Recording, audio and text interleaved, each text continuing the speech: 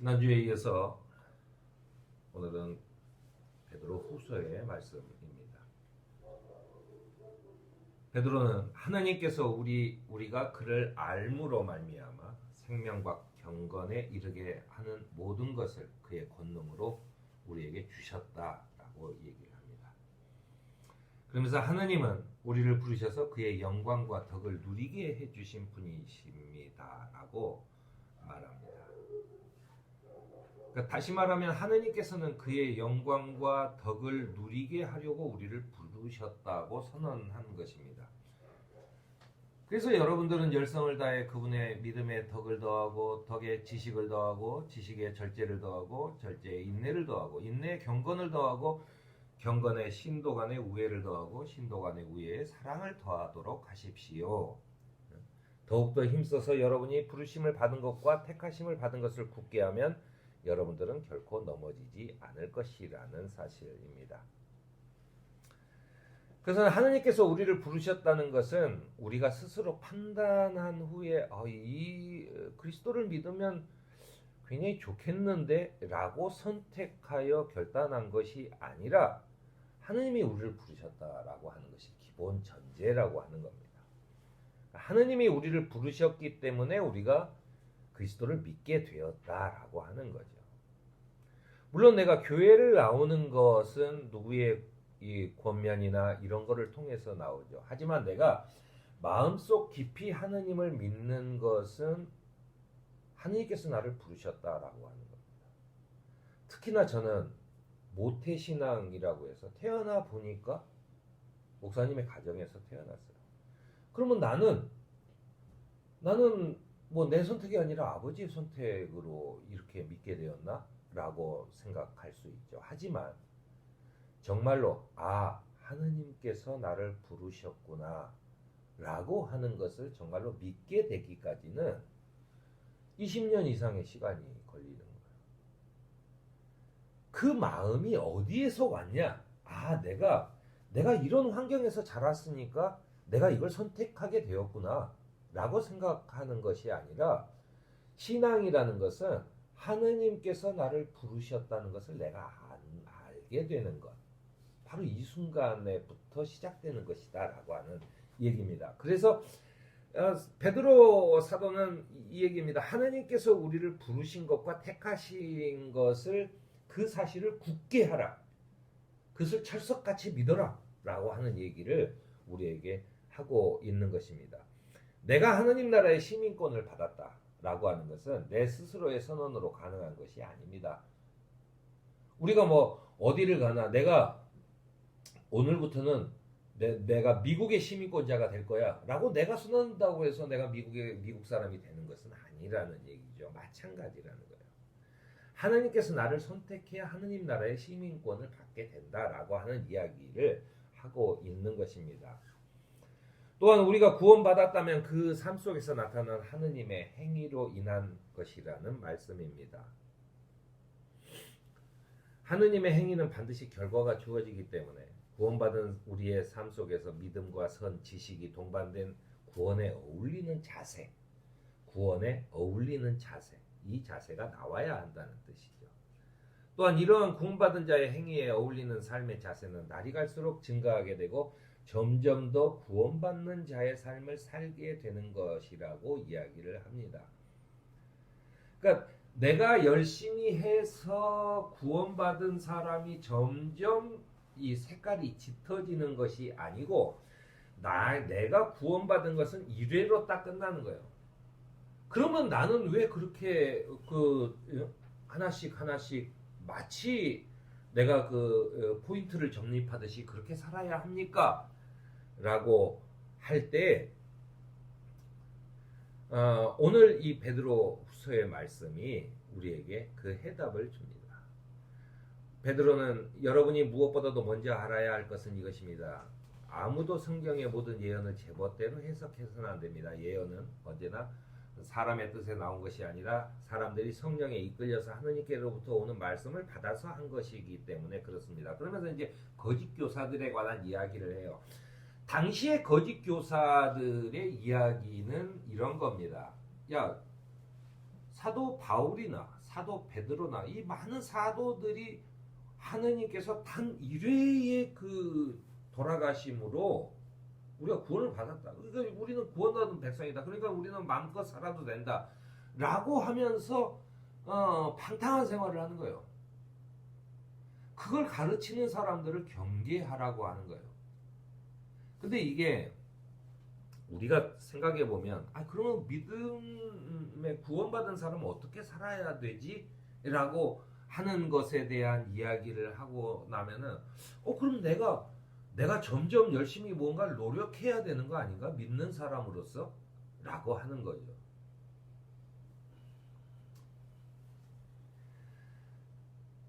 내가 이미 구원을 받았다. 사람들에게 자유를 약속하지만 자기들은 이게 타락한 종들이 점점 되고 내가 됐는데 사람들이 우리 주님이시며 구주이신 예수 그리스도를 알므로 세상의 더러운 것에서 벗어났다가 다시 거기에 말려 들어가면서 정복당하면 그런 사람들의 형편은 점점 더 나빠질 것이라고 하는 것이 베드로 후서의 이야기입니다. 우리가 이 문제를 생각을 해보면 매우 복잡하고 어려운 것 같습니다. 그런데 그렇지 않아요. 우리가 가정에서 어렸을 때 태어나서 그저 모든 사랑을 한 몸으로 받고 있고 모든 것이 다 내 거였을 때가 있는가 하면 우리가 어린이집을 가든 유치원을 가든 학교를 가면서 내게 많이 한정적이라는 그 사실을 배워요. 물을 먹을 때나 밥을 먹을 때도 줄을 서서 먹어야 되는 거죠. 다른 사람하고 나눠 먹어야 되고 어떤 물건들도 서로 나눠 써야 한다는 걸 배웁니다.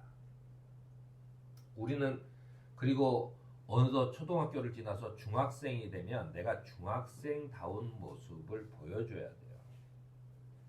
예를 들어 중학생이 됐어요.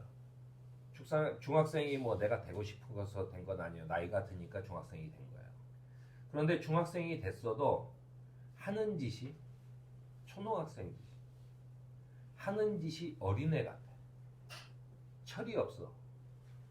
수업 시간에도 마음껏 나가고 싶어하고 그냥 막 떠들고 이렇게 되면 그 사람은 중학생의 타이틀은 달고 있지만 중학생이라고 알려져 있지만 그 사람의 행동을 보면 중학생이 아닌 거죠. 아직도 애기인 거죠.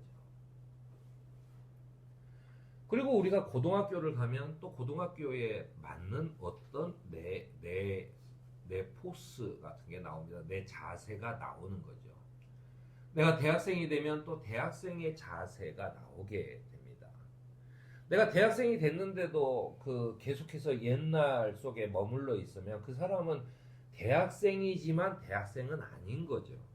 그리고 점점 더 나빠져서 혹시나 잘못하면 졸업을 못할지도 모르는 상황에 들어가는 거죠. 바로 그것과 똑같습니다. 하나님께서 나를 구원받은 사람으로 불러줬을 때 나한테서 구원받은 자의 어떤 삶의 자세가 나오지 않으면 안 되는 거죠. 그것은 뭐냐면 내가 이것을 거부한다 라고 하는 사람은 그건 구원받을 자격이 없는 사람이고 나는 구원 받았으니까 뭐 나 이렇게 마음대로 살아도 되지 라고 하는 사람은 제대로 삶을 못 사는 사람이죠. 왜냐하면 내가 대학생이 됐는데 예를 들어 대학생이 됐는데도 나는 뭐 대학생 필요 없어 나는 내 맘대로 살 거야 라고 해버리면 그 사람은 대학을 졸업하지 못하는 상황에 벌어질 수 있다는 얘기예요. 내가 대학생 끊임없이 해야 대학생이 되는 게 아니라 대학생이 이미 됐는데 거기에 대한 삶의 자세가 바뀌어야 되는 거죠. 누가 봐도 저 사람은 대학생 같아 라고 하는 삶의 자세가 나온다는 거예요. 이거 많이 컸네 라고 하는 말이 나와야 되는 거죠. 그래야만 내가 대학생의 생활을 잘 하고 있는 거죠. 우리가 삶의 자세라고 하는 것은 취직을 할 때 또 어른이 될 때 나이를 점점 먹어가면서 그 나이에 맞는 걸맞는 어떤 삶의 자세가 나와야 되는 거죠. 보통 그 결혼을 해서 아이를 낳으면 그 아이를 낳은 그 부모의 어떤 삶의 자세가 나와야 되는 거죠. 그 돌봄이 필요한 아이들을 데리고 너는 뭐 어차피 응? 내가 낳긴 했지만 나는 너 때문에 내 인생을 망치고 싶지 않으니까 너 따로 살고 나 따로 살고 해버리자 그러면은 그 아동 학대가 되는 거예요. 그게 삶의 자세죠.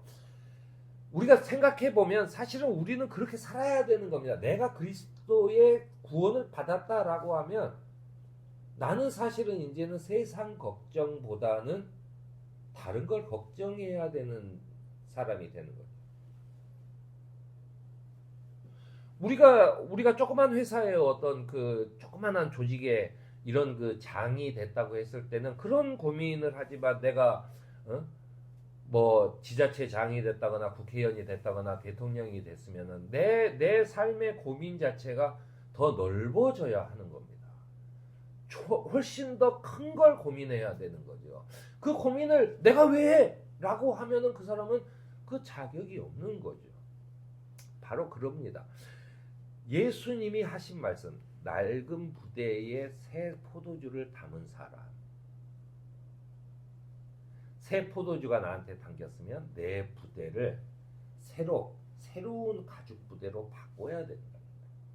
그래야 터지지 않는 거예요. 낡은 부대는 이미 그 물기에 젖어가지고 완전히 그 수명이 다 돼가는데 거기에다 새 걸 부으면 그게 터지듯이 자연의 이치라는 거예요. 아주 자연스러운. 그러니까 우리가 믿는 사람이 되었다라고 했을 때는 믿는 사람에 걸맞는 어떤 행위가 나와야 되는 거죠.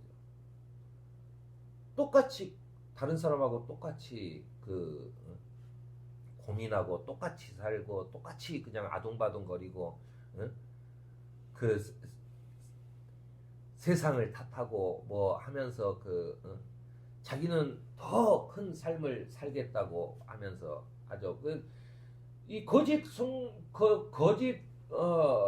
이 교사들이 계속 그럽니다. 너희는 마음대로 살아도 돼. 이제 그 말은 뭐냐면 너희는 이제 대학생이 됐으니까 마음대로 살아도 돼.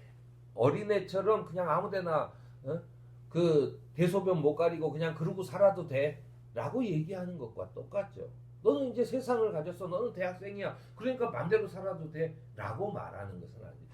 대학생이 됐으면 또는 내가 어떤 삶의 작은 책임이라도 지면서 점점 그 책임이 커지면 그 책임에 관한 것을 해야 되는데 우리가 구원받은 삶이라고 하는 것은 내가 하늘의 시민권을 가졌기 때문에 이 세상의 삶에 어느 정도 책임이 있다라고 하는 거예요.